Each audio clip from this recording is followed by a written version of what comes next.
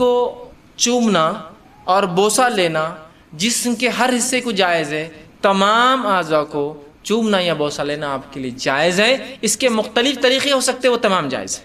بوسہ لینے کے مختلف طریقے ہو سکتے، پورے جائز ہے۔ انسان جو ہے مختلف سر پہ لیتا ہے، پیشانی پہ لیتا ہے، گال پہ لیتا ہے اور ہونٹ پر لے سکتا ہے، تمام جائز ہے۔ اس کے علاوہ جسم پر لے سکتا ہے، یہ جائز ہے۔ تمام جسم پہ بوسہ لینا اور چومنا جائز ہے، انکلوڈنگ ایوری تھنگ میں کہہ رہا ہوں، ٹھیک۔ اس کے بعد دوسری جو غلط فہمی ہوتی ہے، لوگ سوال کرتے ہیں، وہ یہ ہے کیا میاں بیوی ایک دوسرے کے جسم کو تمام حصوں کو ہاتھ لگا سکتے ہیں؟ تو ہاں، میاں اور بیوی اپنے جسم کے تمام حصوں کو ہاتھ لگا سکتے ہیں، انکلوڈنگ ملا کر اپنی شرمگاہ کا اگلا اور پچھلا حصہ ہاتھ لگانے میں اجازت ہے۔ اسی طرح میاں اور بیوی اپنے جسم کے تمام حصوں کو دیکھ سکتے ہیں، انکلوڈنگ اگلا اور پچھلا حصہ شرمگاہ کا۔ کوئی نہ دیکھنا چاہے اس کا اپنا مسئلہ ہے، اس کی اپنی طہارت میں اس کا اعلیٰ مقام ہے، لیکن اسی کوئی حرمت اور کراہت ثابت نہیں ہے، یاد رکھیے۔ اس لیے کہ آپ سے سوال ہو اللہ کے رسول ہم اپنے بیویوں کا کیا دیکھیں اور کیا نہ دیکھیں، تو کہا تم اپنے بیویوں کا سب کچھ دیکھ، اپنے بیویوں جو چاہو سب کچھ تم دیکھ سکتے۔ تو حدیث نے کھلی آپ کو اجازت دے رکھی ہے، چھونے کے معاملے میں تمام اعضاء اور دیکھنے کے معاملے میں تمام اعضاء۔ یہ بات اس لیے کہہ رہا ہوں کہ بہت سے لوگوں نے پتہ نہیں ایسی باتیں کہہ دی، اللہ رحم کرے کہاں سے لایا مجھے نہیں پتا، کہ اگر بیوی کی شرمگاہ دیکھی تو اولاد بگڑی ہوئی پیدا ہوتی ہے۔ ارے اللہ، تو کیسے ریسٹرکشنز ہم دے رہے ہیں جو ریسٹرکشن شریعت کے نہیں ہیں؟ کیسے، مطلب سوچیے نا آپ، کیسی عقل کام نہیں کرتی کہ ایسے کیسے ریسٹرکشن ہو سکتے ہیں، ٹھیک۔ تو لہٰذا اس بات کے تعلق سے لوگ بہت سوال کرتے ہیں، میں نے اس کا کلیریفیکیشن پورا بہرحال سوال کے تعلق سے دے دیا۔ دونوں ہی چیز یاد رکھیے، چھونے کے معاملے میں اور دیکھنے کے معاملے میں میاں اور بیوی کمپلیٹ رائٹ ہے، کمپلیٹ حق ہے، وہ جو چاہے اس معاملے۔ نوجوان یہ سوال بار بار کرتے ہیں کہ جوانی کا جوش ہے، کچھ مادہ شرمگاہ سے نکل جاتا ہے، کچھ ڈراپلیٹس نکل جاتے ہیں، تو وہ پریشان ہوتے ہیں کہ اب غسل واجب ہو گیا۔ تو یاد رکھیے غسل کب واجب ہوتا ہے وہ بتا دیتا ہوں۔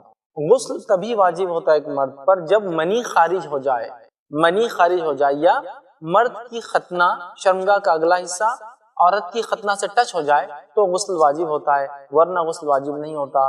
تو اگر آپ کی شرمگاہ سے کوئی چیز سننے سے، کوئی چیز دیکھ لینے سے، کوئی چیز اچانک دکھ جانے سے کچھ مادہ نکل رہا ہے تو اس کو پریکم بولتے ہیں، مطلب یہ سیکس سے پہلے، منی نکلنے سے پہلے جب آدمی تیار ہوتا ہے، کچھ اس کے احساسات، کچھ باتیں ذہن میں آتی ہے تو کچھ پانی نکلتا ہے جس کو مزی کہتے ہیں، ودی کہتے ہیں، لیکن یہ منی نہیں ہوتا، اس بات کو یاد رکھیں، ٹھیک ہے۔ تو اگر ایسا کچھ نکلتا ہے تو یہ اس سے غسل واجب نہیں ہوتا، اس سے صرف وضو ٹوٹتا ہے۔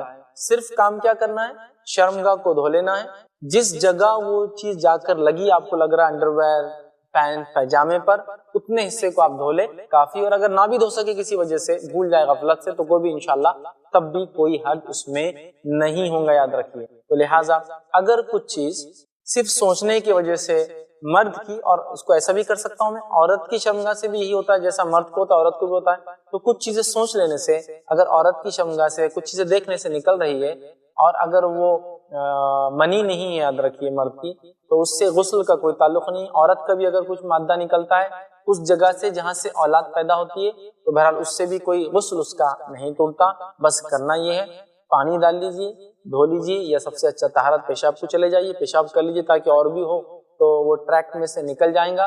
اس کے بعد پانی ڈال لیجیے، دھو لیجیے، اگر لگتا ہے دھبا کہیں لگائے تو اس دھبے کو واش آؤٹ کر لیجیے۔ اس کے علاوہ آپ کو اور کچھ کرنے کی ضرورت نہیں، آپ کا غسل باقی ہے، غسل کو اس سے کوئی فرق نہیں پڑتا۔ اور غسل میں نے بتا دیا، منی نکلنے سے ٹوٹتا ہے یا پھر شرمگاہ مطلب ختنہ، سامنے کا مرد کا حصہ عورت کے حصے سے لگ جائے شرمگاہ کے، تبھی ٹوٹتا ہے، ورنہ غسل کا معاملہ نہیں ہے۔ ہمارے پاس یہ غلط فہمی بہت ہے، چھوٹی چھوٹی چیزوں سے غسل ٹوٹ جاتا ہے بلکہ انسان پریشان ہوتا ہے۔ ایک مثال دیتا ہوں، بہت سارے مسلمان نماز کو نہیں جاتے ہیں، اگر پوچھا جائے کیوں نماز کو نہیں جا رہے تو بولتے ہیں طہارت نہیں۔ طہارت نہیں سے مراد کیا معلوم ہے؟ انہوں نے پیشاب کیا اور پانی نہیں لیا۔ جب پیشاب انسان کرے اور پانی نہ لے تو اس پہ غسل واجب نہیں ہوتا ہے۔ جب پانی ملے جائے، پانی ڈال لے، اور جہاں لگتا ہے کہ پیشاب کے خطرے انڈرویئر یا پتلون کو لیں گے دھو لے، کافی ہے، غسل واجب نہیں ہوا۔ تو ہمارے پاس لوگ دھکے پر غسل کو توڑ دیتے ہیں، تو میں نے غسل کب ٹوٹتا ہے بتا دیا۔ اور آپ نے جو سوال کیا اس میں غسل کا کوئی تعلق نہیں ہے، غسل نہیں ٹوٹتا ہے، اور آپ صرف شرمگاہ کو دھو لے، ہاں وضو ٹوٹ گیا، پیسہ ملا لیکن میں نے اس کا فائدہ نہیں اٹھایا، لیکن اب بس کچھ لمحات ہے، کچھ وقت ہے، کچھ پیسہ، اور میں چاہتا ہوں 100% اس کا بینیفٹ اور فائدہ لوں، تو ویسے رمضان کی 20 دن ویسے گزر چکے، یاد رکھیں اب آخری عشرہ ہمارے پاس باقی ہے۔ اگر ہم سے کچھ خطائیں اور غلطیاں اور کوتاہیاں، سمجھیے خطائیں غلطیاں نہیں، کوتاہیاں اس معاملے میں کہ ہم نے اس کا بینیفٹ اور فائدہ جو اٹھانا چاہیے تھا نہیں اٹھایا، تو 10 days پھر ہمارے پاس باقی ہے، جو بہت غنیمت ہوتے، یاد رکھیں یہ بھی بہت ہے، یاد رکھیں ٹھیک ہے، اس لیے کہ اعمال کا دار و مدار اس کے خاتمے پہ ہوتا ہے، یاد رکھیں کیسے اس کو ہم نے ختم کیا، یا انسان کی زندگی کیسی گزری نہیں، اس کا خاتمہ کیسا ہو، یہ اصل ہوتا ہے، یاد رکھیں۔ تو لہٰذا ابھی ہمارے پاس وقت باقی ہے، تاکہ اگر اعمال چھوٹے ہو، کمزوری آئی ہو، تو ہم اس کو بہرحال پورا کر سکتے، یاد رکھیں۔ تو رمضان نے ویسے عمومی طور سے ہم جانتے ہیں، اور جیسے کہ میں نے قرآن کی آیت بھی تلاوت کی کہ اللہ نے فرمایا شہر رمضان الذی انزل فیہ القرآن، رمضان یہ مہینہ تھا جس میں قرآن کا اللہ رب العزت نے نزول کیا، ٹھیک۔ تو رمضان کا قرآن سے بڑا گہرا تعلق ہے، یاد رکھیں شہر رمضان، رمضان کا مہینہ، شہر القرآن یہ قرآن کا مہینہ، یاد رکھیں۔ تو لہٰذا الحمدللہ امت مسلمہ اور ہم لوگوں نے کوشش بھی کی کہ رمضان کے اندر ہم خوب تلاوت کریں، ساتھ میں تراویح پڑھیں یا قیام اللیل کریں، اور جو ہے قرآن کو سنیں۔ کچھ لوگوں نے سنا بھی جو پڑھ نہیں پائے یا پڑھنے سے کسی وجہ سے، تو یاد رکھیے اس اہتمام کو آپ نے کیا ہے تو اب اس کو جاری رکھیے، اور اگر نہیں کیا ہے تو خاص طور سے اس کو شروع کر دیجیے۔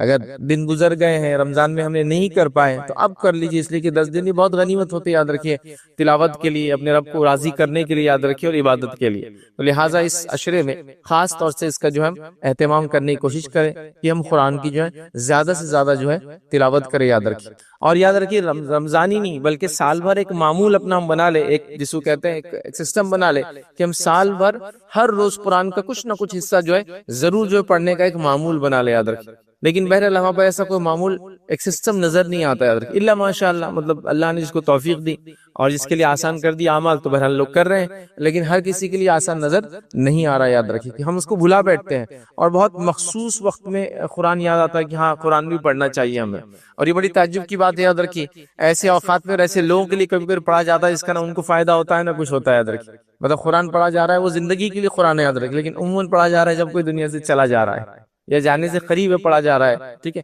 یا پھر اس کی بات یا اس کا تذکرہ تب آ رہا ہے جب لڑائی ہو رہی، جھگڑا ہو رہا، تو لائیے قرآن کو اس کا قسم کھا لیتے اس کی اور اس کو گواہ بنا لیتے اپنے مسائل پر، تو بہرحال تب ہوتا ہے۔ تو ایسا مت کیجیے، اللہ کے لیے قرآن کو ایک معمول بنا دیجیے کہ روٹینلی ہم پڑھیں گے، ڈیلی کا ایک معمول ہم سیٹ کر لیں۔ اگر رمضان کی یہ 20 دن پڑھے تو آگے 10 دن بھی پڑھیں گے، یہ اس لیے بھی خاص طور سے میں کہہ رہا ہوں کہ آخری عشرہ یا رمضان جیسے جیسے خاتمے کی طرف چلتا ہے تو ویسے ویسے اعمال کی کمزوریاں ہم میں یاد رکھیے آنا شروع ہو جاتی ہے، یاد رکھیے۔ اور جو پچھلے چند سالوں سے ٹرینڈز چل پڑے، یاد رکھیے جس کا تذکرہ میں نے پچھلے جمعہ بھی کیا تھا، وہ ٹرینڈز ایسے ہیں کہ 10 رمضان کے بعد مسجدیں بھی خالی نظر آتی ہیں، 10 رمضان کے بعد عبادتوں میں بھی کمزوری نظر آتی ہے، اور ایک سائیکولوجیکل ایفیکٹ یہ دکھ رہا ہے کہ 10 رمضان ہو گیا اور اس میں اگر ایک قرآن کہیں سن لیا تو بس رمضان اب ختم ہو گیا، اب اس کے بعد ہم کچھ بھی کر سکتے ہیں، مطلب وہ ایک چیز تھی اس کو بھرنا تھا ہم کو، اب ایک دن میں بھرو، 2 دن میں، 3 دن میں، وہ 1 مہینے تک چلنے والی ہے، تو اس طرح سے کر رہے نہیں۔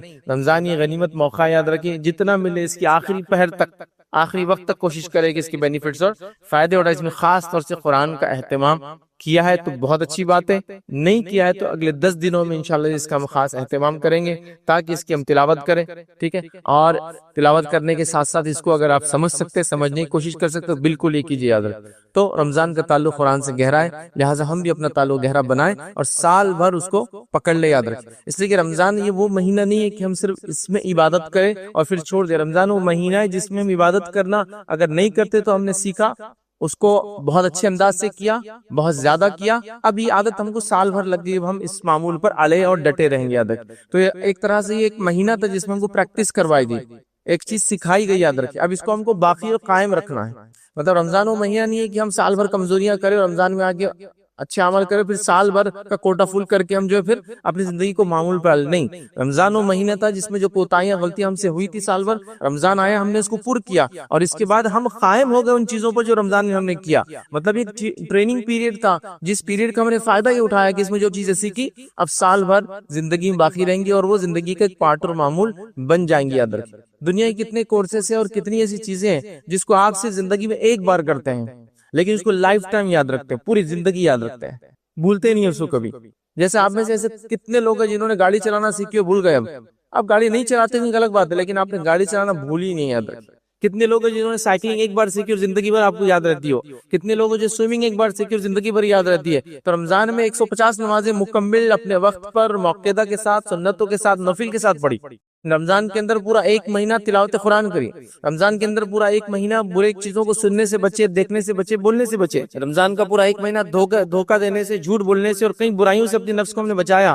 تو 1 منتھ کی ٹریننگ پھر کیسے ہم بھول جاتے ہیں؟ مطلب ٹریننگ پیریڈ کے بعد ایک دن تو دور کی بات ہے، اور ٹریننگ پیریڈ جس دن ختم ہوتا ہے اس چاند دکھنے سے ہی معاملہ ختم ہو جاتا ہے۔ رمضان شروع ہوا تو ایک چاند سے شروع ہوا تھا، رمضان ختم ہوگا چاند پر ہوگا تو 1 منتھ ختم ہو جائے گا، چاہے 29 دن کا ہو، 30 دن کا ہو۔ لیکن ہوتا یہ کہ بس وہ مطلب چاند دکھا اور اس کے بعد مسجد مغرب کی حالت آپ دیکھ لیں، اس سے آپ کو سمجھ میں آ جائے گا۔ ہاں 29 کا چاند ہے تو پھر تو بھی تھوڑا رش رہے گا، ایک بار 29 چلے گئی جب سب کو پتا ہے اب 30، تو اس دن تو آپ کو مغرب میں بھی رش نہیں ملے گا۔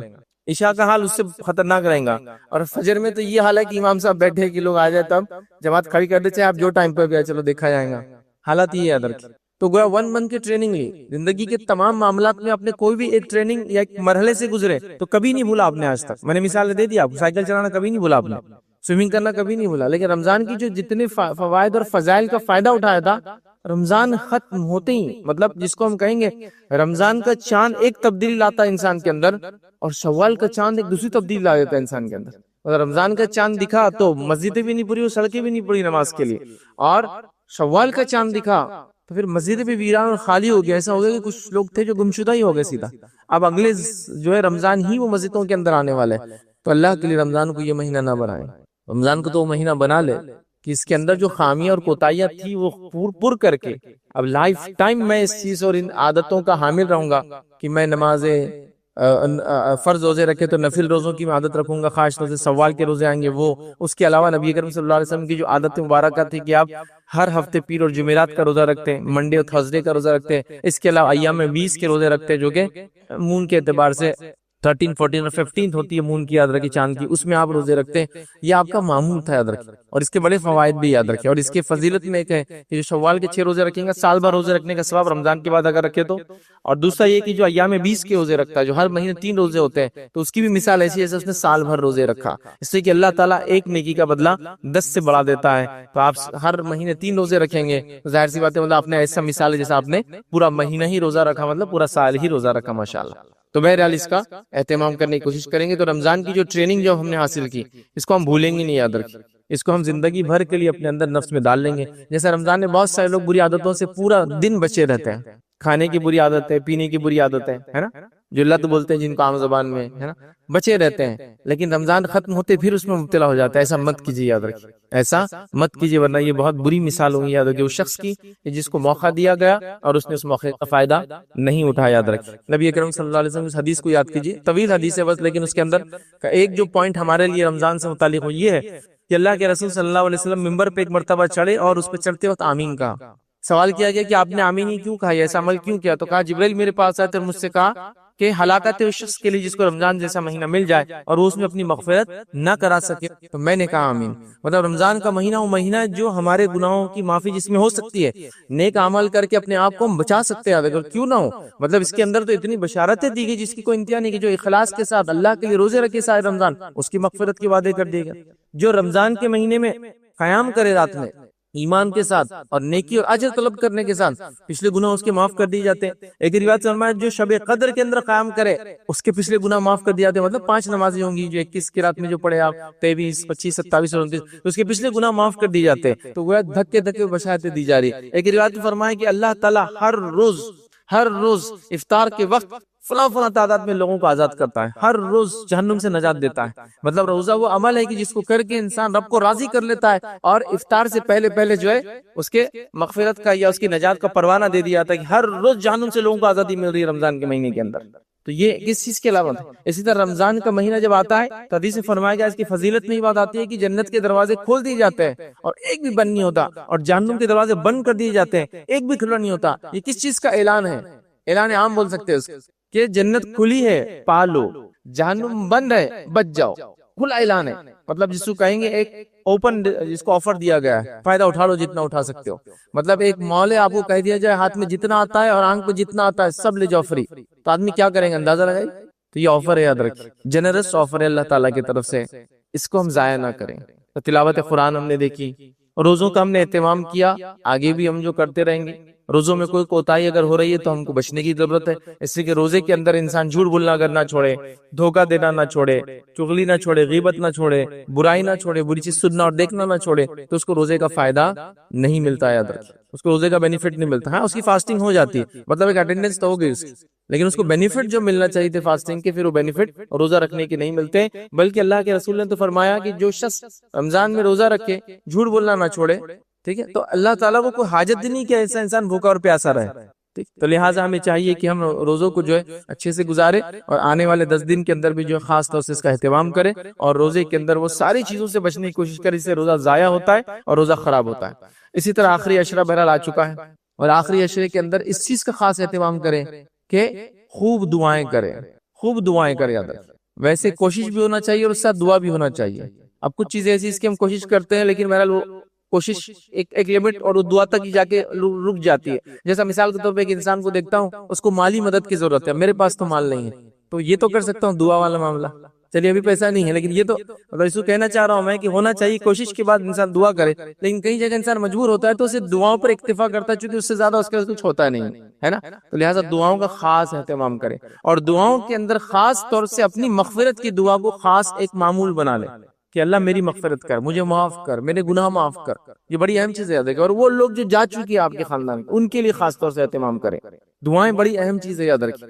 دعائیں کوئی ایسی چیز نہیں ہے کہ آپ اس کو کبھی کبھار استعمال کریں، دعائیں ایسی چیز اس کے ہمیشہ آپ اس کو جو ہے اس کا سہارا لیتے رہیں، اور اس کے ذریعے اللہ رب العزت کے قریب ہم پہنچ سکتے ہیں، یاد رکھیں۔ لیکن دعاؤں کا بھی ہم بس کوئی چلن اور اہتمام نظر نہیں آتا، یاد رکھیں۔ یہ الگ بات ہے کہ نماز کے بعد باجماعت دعا کرنا سنت سے ثابت نہیں ہے، لیکن اس کا یہ معنی نہیں ہے کہ زندگی میں دعا کبھی کرنا ہی نہیں ہے۔ حالات ہی نظر آ رہے ہیں، زندگی میں کوئی دعا ہی نہیں ہو رہی ہے، ہاتھ ہی نہیں اٹھ رہا ہے۔ دعاؤں کا اہتمام کریں، ہے نا۔ یہ جگہ ثابت نہیں کہ ہر نماز کے بعد کامنلی دعائیں ہوتی ہیں مسجد میں، یہ ثابت نہیں سنت سے۔ اللہ کے رسول نے پوری زندگی میں کبھی نہیں کروایا، کبھی نہیں۔ نماز استسقاء میں کروایا، جمعے کے خطبے میں جو ہے آپ دعائیں کراتے تھے، وہ ایک الگ بات ہے، لیکن نماز کے بعد نہیں کبھی۔ لیکن ہمارا حال یہ ہوگا کہ ہم کبھی دعا ہی نہیں کر رہے، ہم کو لگا دعا ہی نہیں پا۔ یہ دعا بڑی اہم چیز ہے، یاد رکھیے۔ اور دعا اتنی اہم چیز ہے، یاد رکھیے، کہ جس کی کوئی انتہا نہیں، مطلب یہ جس کو کہیں گے ایسی عبادت ہے جو کبھی کبھار کرنے والی نہیں ہے، جس کو میں یوں سمجھا سکتا ہوں سمجھنے کے لیے کہ دعا کوئی اسپیئر ویل نہیں ہے آپ کی گاڑی کا جو کبھی ضرورت پڑے تو آپ لگا کے گاڑی چلا لے۔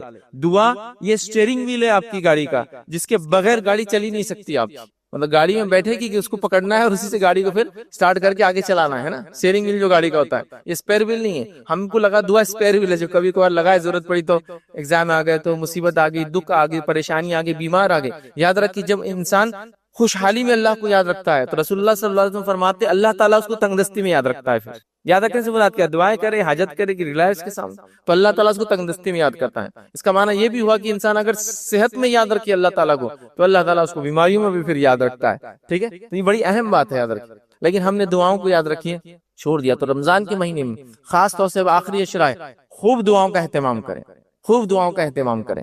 ویسے کچھ لوگ روایت بیان کرتے ہیں، لیکن یہ روایت صحیح نہیں ہے کہ پہلا عشرہ رحمت کا، دوسرا برکت کا، تیسرا مغفرت، صحیح نہیں ہے۔ لیکن رمضان کے خاتمے کی طرف جا رہا ہے تو اس کی انٹینسٹی اب بڑھ رہی ہے، یاد رکھیے۔ تو لہٰذا اس اعتبار سے کروں خوب دعائیں کیجیے، اور دعاؤں میں یہ دعا خاص ہے جو اپنے مغفرت کے لیے، جہنم سے نجات کے لیے، جنت کو پانے کے لیے، درجات کو بلند کرنے کے لیے، یہ بڑی اہم چیز ہے، یاد رکھیے۔ اور نبی اکرم صلی اللہ علیہ وسلم فرمایا کہ جو شخص 3 مرتبہ جہنم سے نجات مانگتا ہے تو جہنم اللہ سے کہتی ہے کہ اللہ اس کو نجات دے دے، مجھ سے پناہ دے دے اس کو۔ اور جو شخص 3 مرتبہ اللہ سے جنت کا سوال کرتا ہے تو جنت کہتی ہے اللہ اس کو مجھ میں بھیج دے۔ تو کیا کیجیے دعا، اللہم اسألک الجنۃ ونعوذ بک من النار، 3 بار پڑھیے اس کو، ٹھیک ہے۔ تو یہ ہم مانگ رہے اللہ تعالیٰ سے، تو دعائیں کیجیے، دعاؤں کا اہتمام کیجیے، اور خاص طور سے جو میں نے کہا نا، دعاؤں میں جو ہے اپنے آپ کو یاد رکھیں، اور دعاؤں میں ساری امت کو یاد رکھیں۔ کوشش تو کرنا چاہیے جو کچھ ہم کر سکتے ہیں، لیکن کچھ جگہ یہ حالت نظر آ رہی ہے کہ اب دعا یہ کوشش باقی رہے گی ہمارے لیے، تو وہ کیجیے۔ امت کے دیکھیے حالات کس طرح سے چل رہے ہیں۔ آپ اگر خوش ہیں اپنے گھر میں، صحت کے ساتھ ہے، تو بڑی نعمت مل گئی آپ کو، بڑی نعمت مل گئی آپ کو۔ لوگوں کو دیکھیے بیماریوں سے پریشان ہے، امن و امان کی کمی سے پریشان ہے، لوگوں کے ظلم و زیادتی سے پریشان ہے، اور مالی کمی سے پریشان ہے۔ غربت کا یہ حال ہے کہ لوگوں کے پاس کھانے کے لیے نہیں۔ اللہ نے ہم تمام کو سبز دیا، تو ہم یاد رکھیں اپنے آپ کو اور ان لوگوں کو جو اس چیز سے محروم ہیں یا جو آزمائش اور ٹیسٹ سے گزر رہے ہیں، ان کو بھی اپنی دعا میں یاد رکھیں، اور اس کے بعد جو کر سکتے وہ کریں۔ اسی طرح رمضان کا آخری عشرہ ہے تو خاص طور سے میں گزارش کروں گا کہ صدقات اور خیرات کا اہتمام کریں، یہ بڑی اہم چیزیں یاد رکھیں۔ صدقات اور خیرات.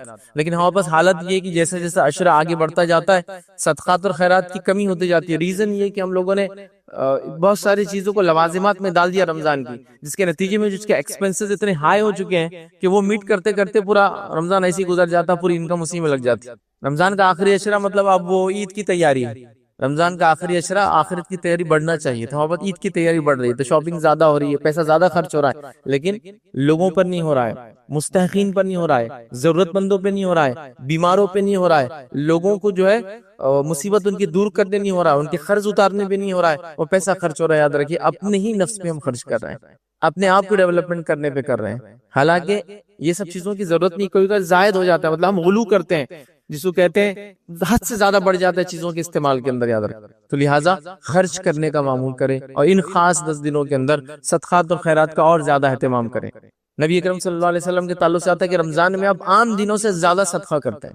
اسی کوشش کریں کہ اب کریں، اگر اب تک نہیں ہو تو اب کریں، اور خاص طور سے جب شب قدر ہوتی ہے اس رات میں بھی کرنے کی کوشش کریں، کیونکہ شب قدر تو جس کو ہم کہیں گے وہ پورے رمضان کا ایک جیم ہے. مطلب رمضان اگر ایک تاج ہے تو اس کا بڑا نگینہ جو ہے شب قدر جو رمضان میں ہم کو دی جاتی ہے. یاد رکھیں ٹھیک ہے. تو بہرحال رمضان میں خاص طور سے شب قدر میں کوشش کریں کہ صدقات اور خیرات معمول یاد رکھیں، صدقات اور خیرات کا بنائیں. اسی طرح آخری عشرہ یاد رکھیے، اور جو لوگ اپنی زکوٰۃ رمضان میں ہی نکالتے ہیں، ویسے زکوٰۃ تو دینا ہے جب اس پہ 1 سال گزر جائے، رمضان ہو غیر رمضان ہو اس سے کوئی مسئلہ نہیں ہے، لیکن ہمارے پاس ایک سسٹم بنا ہوا ہے کہ لوگ رمضان میں زکوٰۃ نکالتے ہیں. ٹھیک ہے، اگر آپ کا وہ سسٹم ہے، آپ اسی سائیکل چلاتے ہیں اپنے، تو بڑا ٹھیک ہے آپ وہ کر سکتے ہیں، مسئلہ نہیں. لیکن اصولی بات تو ہے کہ 365 دن اگر رمضان سے پہلے ہو جائے، 355 دن معاف کرنا 1 سال، تو آپ کو رمضان سے پہلے دینا ہے، لیٹ نہیں کرنا ہے. لیکن کبھی ایڈوانس دینا ہے آپ کو کہ میری زکوٰۃ جو ہے رمضان کے بعد محرم میں ہوتی ہے، لیکن میں 3 مہینے پہلے اس کو دے دینا چاہ رہا ہوں، تو وہ تو مسئلہ نہیں. ایڈوانس زکوٰۃ دے رہے ہیں وہ مسئلہ نہیں، کر سکتے اس کو نکالیں، اس کا حساب کریں. زکوٰۃ نکالنے میں ایک جو میں نے چلن دیکھا لوگوں کا وہ یہ ہے کہ ہمارے ابا 20,000 دیتے تھے، اب میں نے 25,000 دے رہا ہوں. لیکن ابا 20 کیوں دیتے تھے اور تم 25 کیوں دے رہے ہو؟ حساب کیا ہے اس کا؟ نہیں، حساب نہیں کرتے ہم، بس ابا 20 دیتے تھے ہم 25 دے رہے. زکوٰۃ ایسا ابا 20 دیتے تھے میں 25 دے رہا ہوں، 29 دیتے، اس پہ نہیں ہوتی ہے. زکوٰۃ جو ہے آپ کے پاس اگر کوئی مال نصاب سے زیادہ ہو تو اس پہ 2.5% ہوتی ہے، پھر وہ 20,000 بھی ہو سکتا ہے اور 20 لاکھ بھی ہو سکتا ہے آپ کا. لیکن ہم نے معمول بنا لیا 20,000 25,000 30,000. ایک صاحب کہنے لگے میں تو زکوٰۃ بند مٹھی دیتا ہوں. زکوٰۃ بند مٹھی نہیں چلتی. کتنا دیا پھر آپ نے؟ تو بولے وہ نہیں معلوم رہتا، بس اب انہوں آئے تو ان کو کچھ دے دیا، انہوں آئے تو انہوں کچھ دے دیا. ایسی زکوٰۃ نہیں ہوتی. جیسا نماز ہے 4 رکعت ظہر کی پڑھنا ہے تو ایسا بس بند مٹھی پڑھ رہا ہوں، بغیر سوچے سمجھے پڑھ رہا ہوں، جتنی چاہے پڑھ رہا ہوں. نہیں، فرائض ہے تو فکس ہے. ہاں آپ یہ کہیں کہ میری زکوٰۃ 100 روپے ہو رہی تھی، میں نے بند مٹھی 500 دیا، ویری گڈ. لیکن بند مٹھی کے چکر میں پتا چلا 100 زکوٰۃ تھی اور 20 روپے دے رہے ہیں آپ، کیونکہ ابا 20 دیتے تھے میں 25 دے رہا، بولے 5,000 بڑھا دیا. ایسا نہیں ہوتا ہے، حساب کریں. ہاں آپ کی 20 نہیں 15,000 ہو تو 15 دے کے 5 صدقہ کرے. پھر صدقہ تو بڑی افضل چیز ہے، زکوٰۃ تو فرض دینا ہی اندر کی، صدقہ ہے بہرحال کرنا چاہیے. تو بند مٹھی نہیں، حساب کرے. ہاں اس کے بعد زائد بند مٹھی جتنا دینا دیا، وہ مسئلہ نہیں کوئی انشاءاللہ، لیکن حساب کرنا چاہیے زکوٰۃ کو. تو حساب نہیں ہو، بس سسٹم نہیں. زکوٰۃ نکالے، اس کا حساب کرے، اس کا نصاب چیک کرے. آلریڈی ریکارڈڈ ویڈیوز میرے آن لائن آپ اس کو دیکھ سکتے ہیں، اس کو دیں. اور زکوٰۃ کو سب سے پہلے یاد رکھیے اپنے مستحق رشتہ داروں تک پہنچائے. یاد رکھیے وہ سب سے زیادہ اس کے حقدار ہوتے ہیں. تلاش کیجئے بیمار کون ہے، تلاش کیجئے غریب کون ہے، تلاش کیجئے مخروض کون ہے، قرض دے کے بیچارہ پریشان ہے، تلاش کیجئے جس کو ضرورت مند کون ہے، تلاش کیجئے جن کے بچے جو ہے پڑھائی لکھائی سے دور ہو چکے، تلاش کیجئے وہ جو مجبوراً کام کرنے جا رہے ہیں، تلاش کیجئے ان کے گھر کی عورتوں کو بھی آپ دیکھ رہے ہیں بیچاریاں کام کرنے نکل رہی، چھوٹے موٹے کام کر رہے، ضرورت مند تو ہو گیا نا بیچارہ. اور زکوٰۃ میں بھی خاص طور سے رشتہ داروں کو دیجیے، اور رشتہ داروں میں ان کو دیجیے جو مانگتے نہیں ہیں آپ سے، جس کو یہ کہیں گے کہ فقیر ہوتا ہے جو آ کر مانگتا ہے آپ سے، اور ایک مسکین ہوتا ہے جس کو آپ کو ڈھونڈ کر دینا پڑتا ہے. تو آپ ڈھونڈیے ایسے لوگوں کو. ہو سکتا وہ نظر نہ آئے، ہو سکتا وہ آپ سے مانگے نہیں کبھی، لیکن ان کے حالات، کنڈیشن، معاملات سے معاملات سمجھ میں آتا ہے کہ ضرورت مند ہے. تو بہرحال ضرورت مند لوگوں تک سب سے پہلے اپنے ریلیٹیوز میں پہنچائیے، پھر اس کے بعد کا دائرہ ہو سکتا ہے آپ کا محلہ ہو، پھر آپ کا شہر، اور پھر اس کے بعد دائرہ یہ ہو. نبی اکرم صلی اللہ علیہ وسلم کے زمانے میں یہی معاملہ ہوتا تھا. زکوٰۃ اس شہر کے مالدار لوگوں سے لی جاتی تھی اور وہیں کی غریبوں میں تقسیم کی جاتی تھی. تو لہٰذا اس میں سب سے پہلے آپ کے مستحق رشتہ دار ہوتے ہیں اور باقی دیگر لوگ ہوتے ہیں.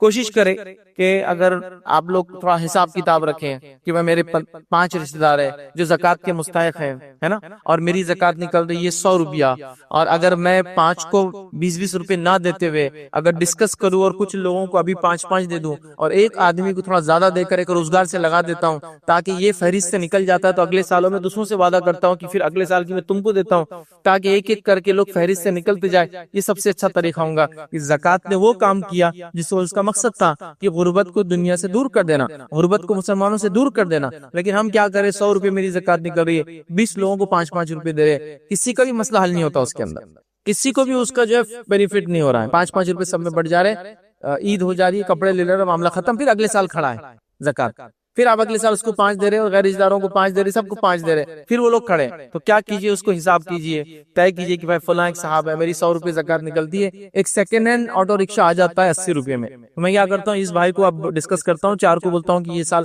آپ کو نہیں، پہلے ان کی مدد کر دیتا ہوں، یا 2 کی ایک ساتھ کر سکتا ہوں، اتنی زکوٰۃ آپ کی تو ماشاءاللہ میں تم دونوں کو فلاں 200 میری زکوٰۃ روپے نکل رہے، چلو دونوں کو میں کرتا ہوں، تو 2 لوگوں کو روزگار سے لگا دیا۔ زکوٰۃ کے مانگنے والے لوگوں کی فہرست میں سے 2 لوگوں کو آپ نے ہمیشہ کے لیے کٹ کر دیا، اب 3 بچے ہیں، اگلے سالوں کی زکوٰۃ آپ کو پھر مدد کریں گے، تو زکوٰۃ کو اس طرح سے دینے کی کوشش کی۔ ٹھیک ہے، ہمارے پاس کوئی سینٹرلائز سسٹم نہیں ہے کہ زکوٰۃ جمع ہو پھر ڈسبرس کی جائے، جو نبی اکرم صلی اللہ علیہ وسلم کے زمانے میں ہوتا بیت المال تھا، اور اتنی زکوٰۃیں جمع کر کے دی جاتی کہ اس میں آدمی کا وہ مسئلہ حل کر دیا جاتا تھا۔ ٹھیک ہے، ابھی ممکن نہیں ہے، لیکن کم از کم ہر فیملی ممبر تو یہ کر سکتا ہے جو ذمہ دار ہے، ہم لوگ کم از کم اپنے فیملی کے لوگوں کو آئیڈینٹیفائی کریں، اس سال زکوٰۃ جمع کرے اپنی اور اس آدمی کو نکال دے اس فہرست، تو کم از کم مانگنے والے زکوٰۃ کو لینے والے کم تو ہوں گے۔ یہاں زکوٰۃیں دی جا رہی ہے، صدیوں سے دی جا رہی ہے، مانگنے والے کم ہی نہیں۔